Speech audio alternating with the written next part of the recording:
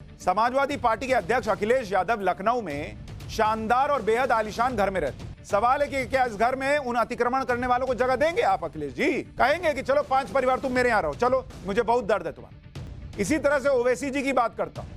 हैदराबाद में उनका घर दिखा रहा हूं आपको, शानदार घर। अगर ओवैसी साहब चाहें तो हल्द्वानी के कुछ लोगों को अपने घर में आसानी से जगह दे सकते। द लाइव टीवी, सच सबसे आगे। नमस्कार, मैं हूं रंजीत झा और आप देख रहे हैं द लाइव टीवी। हल्द्वानी में हजारों लोगों को घर से बेदखल कर देने का फरमान जारी कर दिया गया। इसके बाद ये सभी दिन रात प्रदर्शन कर रहे हैं। बड़े बूढ़े बुजुर्ग बच्चे सब सड़कों पर हैं कड़ाके की ठंड में। इन्हें कह दिया गया है 7 दिनों के भीतर अगर आपने घर खाली नहीं किया तो आपके घरों पर बुलडोजर चलवा दिया जाएगा और जमीन आपसे छीन ली जाएगी। ये अवैध कब्जे की जमीन है। यह आदेश कोर्ट से जारी करवा दिया गया। और जब प्रदर्शन शुरू हो गया तो इस प्रदर्शन को कुचलने के लिए, इनकी आवाज को दबाने के लिए गोदी मीडिया को काम पर लगा दिया गया। कोई इन्हें जमीन जिहादी गैंग कह रहा है, कोई दूसरा शाहीन बाग बता रहा है। तमाम तरीके के मुसलमानों पर फब्तियां कसी जाने लगी। दूसरी तरफ सुशांत सिन्हा जैसा पत्रकार एंकर जो दिन रात मोदी भक्ति करता है, वो फिर से कुतर्क करने लगा। सवाल सत्ता से होने चाहिए थे कि अचानक से जब आपने अगर इस तरीके का फैसला लिया तो इनका विकल्प क्या है। यह विकल्प ढूंढ कहां रहा है? विपक्ष के पास। कुतर्क कहां कर रहा है? विपक्ष के पास। ओवैसी साहब से सवाल, अखिलेश यादव से सवाल करने लगा है, आप इतने बड़े बड़े घर में रहते हैं, अपने घर में जगह क्यों नहीं दे देते इनको? ये वीडियो जब मैं देख रहा था तो मुझे माथा पीटने का मन किया कि सत्ताधारी पार्टी से सवाल करना चाहिए था कि ये भी आपके ही वोटर हैं, ये भी वोट करते हैं, तब आप सत्ता में जाकर बैठ जाते हैं।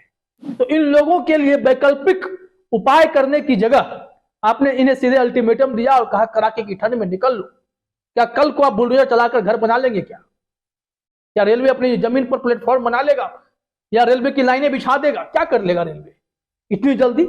खैर, सुशांत सिन्हा के कुतर्क पर आते हैं। सुशांत सिन्हा ने सबसे पहले अखिलेश यादव को घेरना शुरू किया।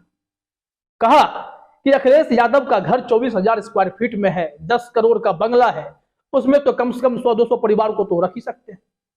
अब जरा इनका यह कुतर्क सुन लीजिए, फिर हम आगे बात करते हैं। जो नेता अपनी राजनीति के चक्कर में अवैध अतिक्रमण का भी बचाव करने लगते हैं, उनके लिए सवाल है कि इन नेताओं को इतनी चिंता है तो ये अतिक्रमण करने वालों को अपने घर में जगह क्यों नहीं देते? चलिए, मैं मानता हूं कि सबको नहीं रख पाई, 10 लोग, 5 परिवार को ले आइए। समाजवादी पार्टी के अध्यक्ष अखिलेश यादव लखनऊ में शानदार और बेहद आलीशान घर में रहते हैं। कभी कभार उनके घर की तस्वीर सामने आती रहती है। कई लोग व्हाइट हाउस टाइप से चर्चा करते हैं कि लगता है व्हाइट हाउस में रहते हैं। उनके घर की भव्यता देखिए। सवाल है कि क्या इस घर में उन अतिक्रमण करने वालों को जगह देंगे आप अखिलेश जी? कहेंगे कि चलो 5 परिवार तुम मेरे यहां रहो, चलो मुझे बहुत दर्द है तुम्हारा। तो सुना आपने, अखिलेश यादव के घर को व्हाइट हाउस कहा जाता है। इसमें बहुत सारे कमरे हैं, इन अपनी जमीन पर चाहे तो इन्हें बसा सकते हैं।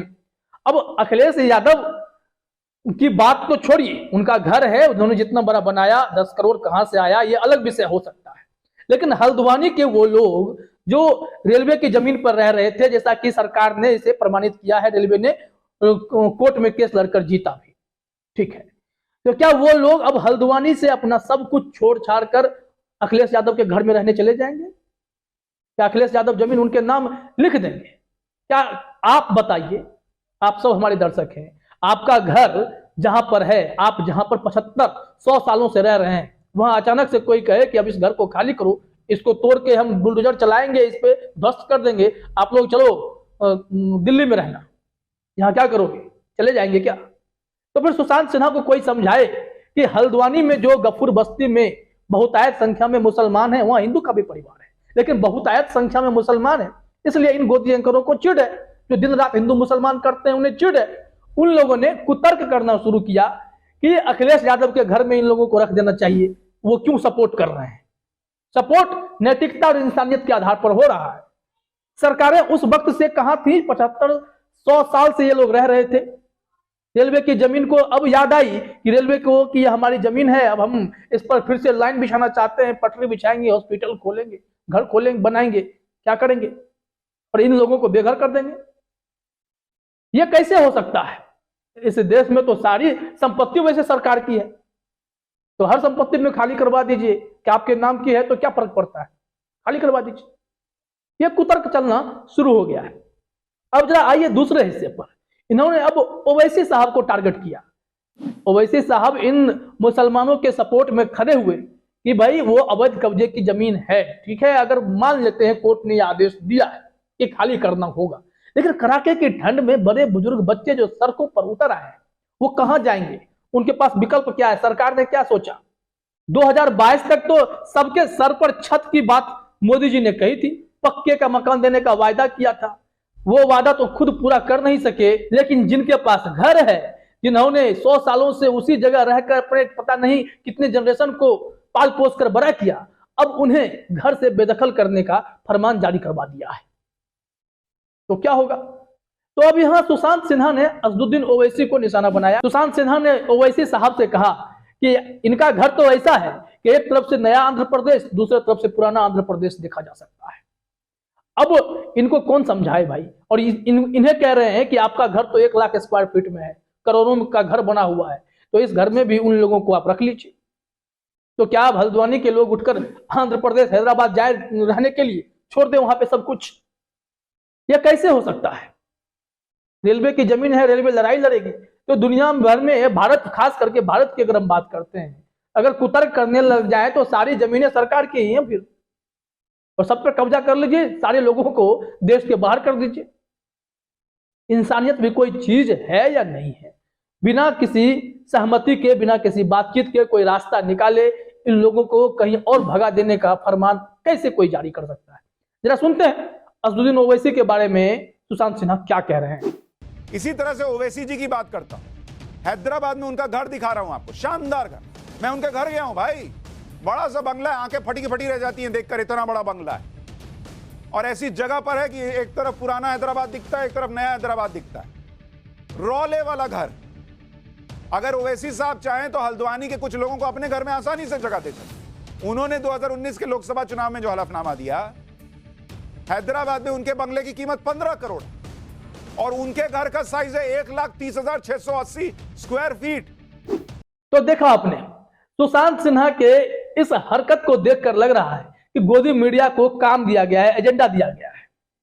इन्हें यही टाइम्स नाउ नव भारत जो है बता रहा है जिहादी गैंग, कानून विरोधी मोमबत्ती गैंग।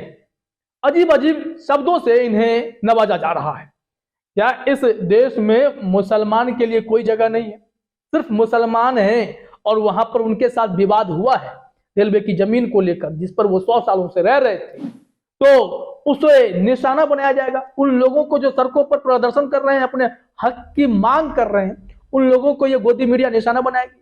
अरे पत्रकारिता का मतलब क्या होता है?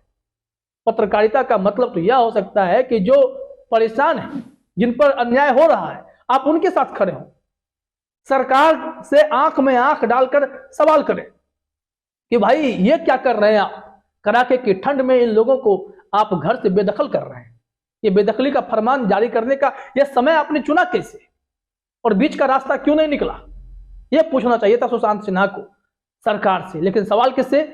असदुद्दीन ओवैसी से, अखिलेश यादव से कि आप लोग अपने घर में जगह दीजिए। वैसे अगर आप घर का हिसाब लगाने लगे, सब नेताओं के पास बड़े बड़े घर हैं, तो क्या हर कोई परिवार उन नेताओं के घर में कंफर्टेबल हो जाएगा क्या रहने के लिए? कुतर्क की भी एक सीमा होती है बॉस। ये सुशांत सिन्हा का अंदाज है ना बॉस, उसकी बात मैं कर रहा था। खैर, इनका एक और कुतर्क था कि वक्फ बोर्ड की जमीन बहुत है इस देश में। रेलवे और सेना के अलावा सबसे अधिक जमीन जिनके पास है, वक्फ बोर्ड के पास जमीन है। उन्होंने हल्द्वानी में बताया 451 प्रॉपर्टीज हैं। पूरे उत्तराखंड में इन्होंने 1500-1600 प्रॉपर्टी गिना दिए। तो इन सारे प्रॉपर्टी को जो है, इस पे इन हल्द्वानी के लोगों को बसा देना चाहिए। लेकिन जो हल्द्वानी में कपूर बस्ती में लोग रह रहे थे, वो लोग भाई अपना घर द्वार छोड़कर कहां जाएंगे? जहां पर वो 100 सालों से रह आए, उन्हें अब सरकार कह रही है कि आप भागो यहां से। ये संभव है क्या? हल्द्वानी में ही गफूर बस्ती वालों को आप किसी और टोला में अगर बसाना चाहते हैं तो भी 1 मिनट के लिए समझ में आ जाएगी चीजें। अगर इनके पास घर नहीं है तो घर देने की जिम्मेदारी किसकी है? वो भी तो सरकार की है। जमीन देने की जिम्मेदारी किसकी है? सरकार की है। तो सरकार अगर यह काम नहीं करेगी तो क्या ये गोदी मीडिया वाले एजेंडा चलाकर मुसलमानों के खिलाफ लोगों में जहर भरेंगे, नफरत का खेल खेलेंगे? तो इनको तो करारा जवाब मिलना ही चाहिए। समय सब देख रहा है, इन नफरत फैलाने वालों को भी करारा जवाब मिलेगा। ये विनीत जैन साहब भी नफरत फैलाने में इन लोगों को छूट दे रखे हैं और ये तमाशा लगातार चल रहा है। फिलहाल इस वीडियो में इतना ही। आप सभी का हमसे जुड़ने के लिए बहुत बहुत धन्यवाद। द लाइव टीवी, सच सबसे आगे।